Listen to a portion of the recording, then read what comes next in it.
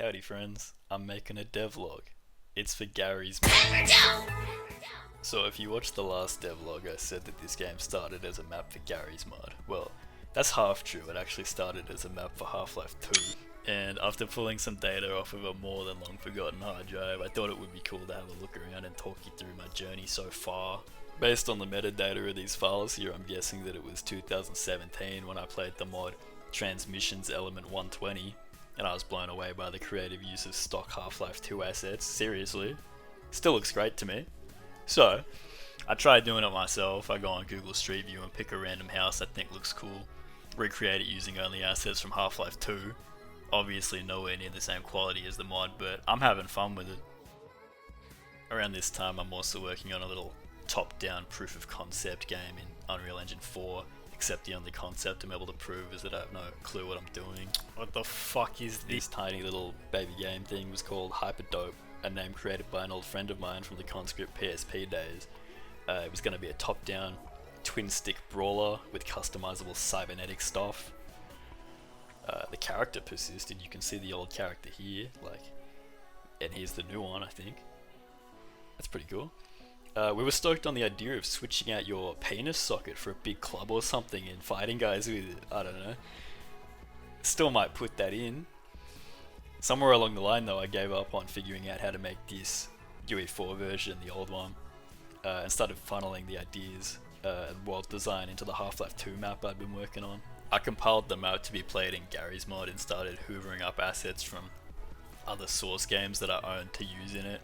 I swear to God, I got shit from Left 4 Dead 1 and 2, I got the Stanley Parable, Counter-Strike Source, Counter-Strike Global Offensive, fucking bloody good time. Not to mention the Half-Life 2 episodes.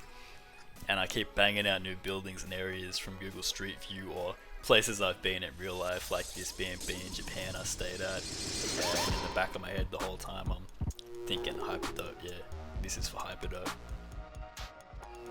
So I'd add to the map whenever I felt like it over the course of a few years. And then came a point when I was like, what am I doing with this? What is this for? Does it need gameplay? You know, I had a whole city but nothing to do in it. And I guess I decided it did in fact need gameplay, so I started adding money collectibles around the map you could pick up, and then some stuff to spend it on. I told myself Half-Life face poser so I could have voiced NPCs and quest lines and stuff. Yo, check this out, good voice acting alert. No.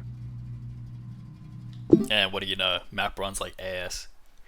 That's where the big wall comes into play. I tried cutting the map in half for optimization and using area portals and occlusion culling.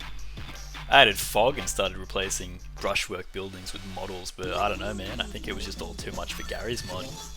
Probably the sketchy logic I used to keep track of the player's money. In the end though, I made the decision to scrap the Garry's mod map and move it to Unreal Engine in hopes that I could get some rudimentary gameplay working at a stable frame rate. So first I sectioned the map into individual blocks or notable buildings, then I used proper for Source SDK to export the geometry of the maps into the SMD format. From there I brought the SMDs into Maya, where I cleaned up the geo and applied materials. Obviously I can't use the textures from the original maps, so I created new ones trying to match the vibe of the originals.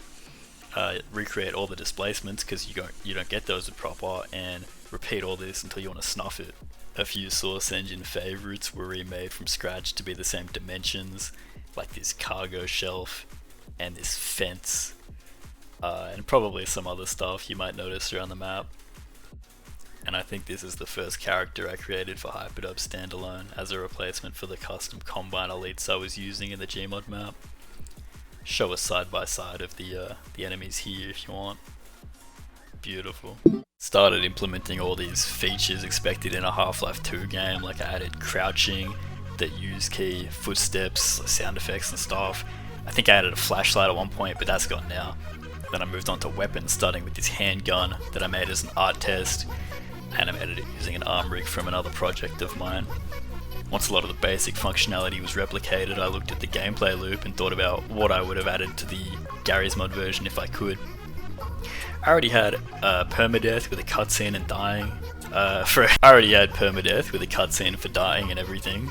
And with this limited scope in mind, I thought about the survival. I thought that survival mechanics and some platforming could be fun. A fun way to alter the exploration experience. So I added basic needs that you could tend to if you like. You don't have to though. You'll be punished for ignoring some of these, but not in a game over sort of way. More like a funny penalty to your character, like being covered in piss. And some things like collapsing in the street can even lead to new content in the form of waking up in a random area or in the middle of a random encounter or something. Moving forward, I have a few ideas for content jobs of sorts, fun ways to earn money and use the gadgets you acquire. First one I'll be working on is called The Hole, and it's going to be a combat orientated dungeon crawl.